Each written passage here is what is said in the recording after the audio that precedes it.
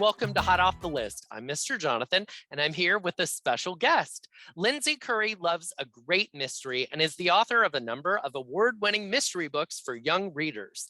Her titles include The Peculiar Incident on Shady Street, What Lives in the Woods, and her forthcoming novel, The Girl in White. Today, we're talking about Scratch, a Chicago-based ghost story that introduces us to Claire, who begins to suspect that something is following her after she helps her father on his ghost bus tour. Hello, Lindsay. Thank you for joining us. Hello, thank you for having me. So my first question for you is, have you had any personal encounters with the supernatural?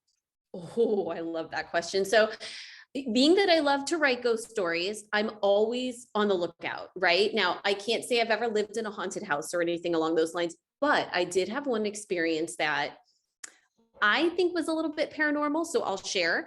I was actually filming a video for a group that was hosting a launch event for one of my books, and I couldn't be at it, but I wanted to give them something special.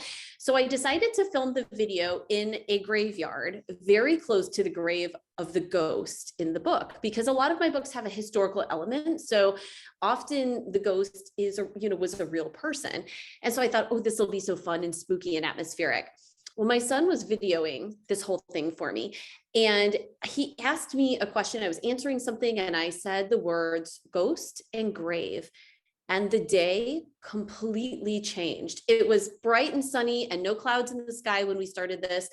A storm started moving in, the wind picked up, the temperature dropped probably 15 degrees, and it was so windy, it was difficult to even hear anything I said, and it felt so spine tingling that moment, like the hairs on the back of my neck were standing up, and I just felt like maybe I should do that particular segment a different day. So we left the graveyard, but it still sticks in my head as something that felt a little too coincidental. Oh, I love that. That's very spooky. It was very spooky. Everything changed like that. It was just wild. So when you travel, do you enjoy ghost hunting tours?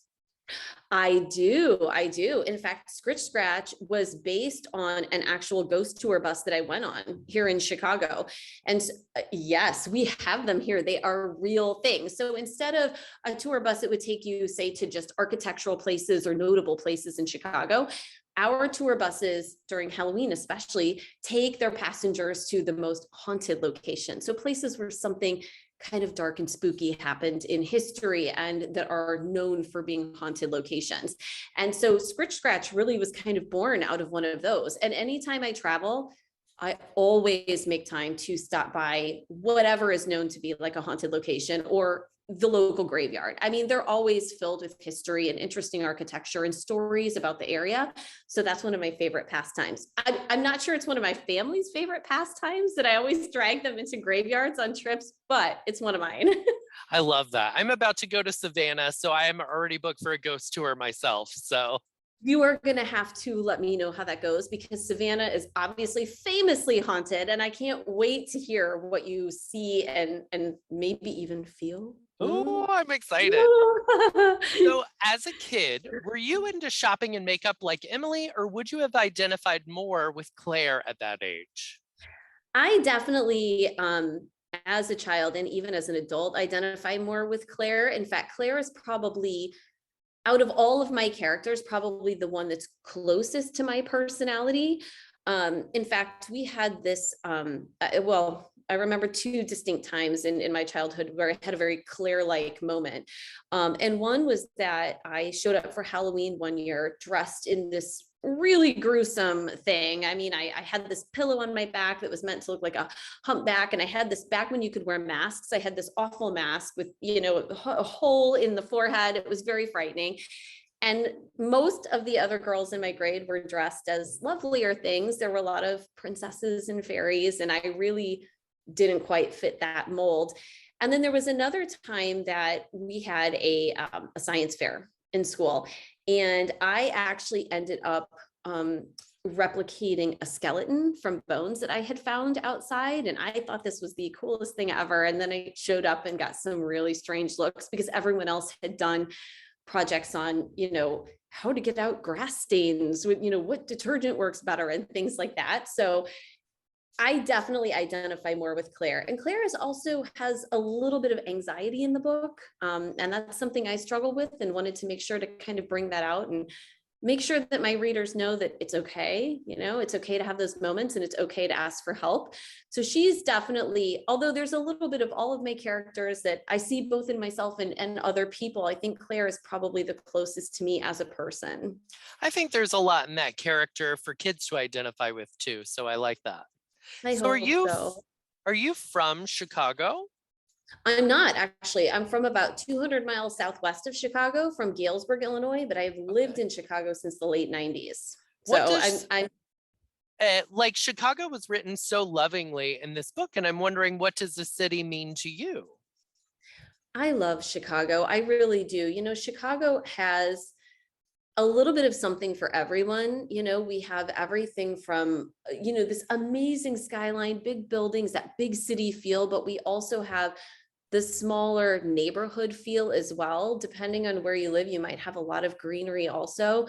And I'm really into, I guess, kind of forgotten history. So things that have happened in a city's history that people either don't know about or don't remember. And so Scritch Scratch was a chance for me to kind of shine a light on a lot of those things. So all of the stops on the ghost tour in that book are real places, and the events discussed are actually something that happened. So I guess it's a bit of a love letter to the city in a way, a dark love letter, but still. I think it's a great book to read and have Wikipedia up next to you, because every Yes. time I'd come to a new site, I was like, I bet that's real, and I had to look it up. Yeah. So I enjoyed That's that. one of the things I like the most, is that when I get emails from readers, often they will say things like, I thought for sure you were making that up. Like, it's so wild. I thought there was no way that was real. And then they find out that it was something that happened. And shockingly, a lot of people who even grew up in Chicago don't know a lot of the things in Scritch Scratch. It's just something, maybe it could be a landmark that you see, for example, the Couch Tomb, and you don't really know what it is, think it's a shed or a rest stop or something like that. And then you find out, ooh, wow, secret history. Yeah, I love that. So your books give readers the shivers. Is there an author who does that for you? Yes. Big shout out to Catherine Arden. So if you're not familiar with her series, she has a quartet called the Small Spaces Quartet. There's actually the final book in that is coming out in August. It's called Empty Smiles. And I think Catherine is an absolute master of middle grade horror. I mean, she writes some of the most atmospheric scenes, and I just absolutely love everything she writes. So if I could kind of, shine a light on any book series, it would definitely be that one. Catherine Arden, the Empty Spaces series. Okay, great Small book Spaces. recommendation. Yep. Small Spaces. A great recommendation. Thank you. Sure. So I read that you are a big Disney World fan. Yes. So I have a little game for you, and no worries. Okay. These are going to be very hard. So do Okay. your best, take a guess. And we're going to play a game called Walt Would Know. Oh, And I'll geez. be Okay. quizzing you on little known Disney trivia. Okay. Oh my gosh. Has anyone ever failed your quizzes? I'm so scared. All the time. All the time. Okay. So no Okay. stakes. You're fine. Okay. Actually, Michelle, who usually joins us, is usually the one who loses the game. So you're fine. Okay. I feel better. Well, Yeah. I will always guess. Like, I've learned Perfect. that at least. Okay. All right. Question number 1. What type of candy can you not buy anywhere in Disney World because the sale of it is prohibited? Gum. Correct. You cannot buy gum. All right. Question number 2. At their Lost and Found, Disney has recovered over 1 million of these items. Okay, so I'm not sure what this is, but I am going to guess pins, just because there's so many of them in the park. That's What a is it, good though? one. It's sunglasses. Oh, sunglasses. I Yeah. almost said cell phones, but then I was like, boy, that would be a lot of cell phones. Oh, that would be. All right. Question number 3. How many Christmas trees does Disney World have on display every holiday season? Oh my goodness. I'm going to say 1,200. You are so close. Was I really? It's 1,500. That was a good guess. I was thinking they're so intricate with their decor. And I was thinking, well, there's huge ones, there's small ones. So 1,500, and that's in addition to literal miles of garland they use every holiday season. I am not surprised. All right, question number 4. What's different about the American flags at Disney parks? Oh, what is different about the American flags at Disney parks?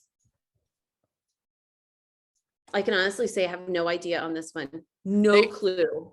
They're each missing a stripe and a star, and that's so that the staff doesn't have to worry about disrespecting the flag by not following the required rituals for raising and lowering the American flag.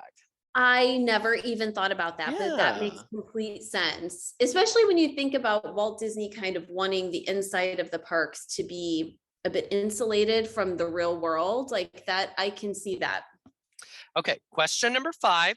Disney developed a special vacuum and cleaning procedures because so many people try to spread what at the parks? Glitter? Think a little bit spookier than that. Spookier than glitter. Oh, ashes. Ashes, yes. You know what? It's so funny that that's the answer to that, because I had joked about that before with my husband. I was like, I do not want to be buried. I definitely want to be cremated. And I want you to wait until you're at the top of Big Thunder Mountain and go, wee, and just shake me out everywhere. He was like, that's really morbid, honey. Don't ever say that to anybody else. Well, maybe don't. You'll end up in a special vacuum, apparently. So. The Disney vacuum. What an honor. All right. And your last question. Okay. It's a Small World made its debut at the 1964 New York World's Fair. Can you name the other attraction that also debuted there that same year? Carousel of Progress. You did really good on this. Thank you. All right. Well, thank you so much for joining us. For those of you watching, librarians and kids out there, pick up this book if you like history, if you like ghost stories, if you like mysteries. It's Scritch Scratch by Lindsay Currie, available at a library near you. Thank you so much, Lindsay. Thank you. I had a wonderful time. Me too. Bye-bye.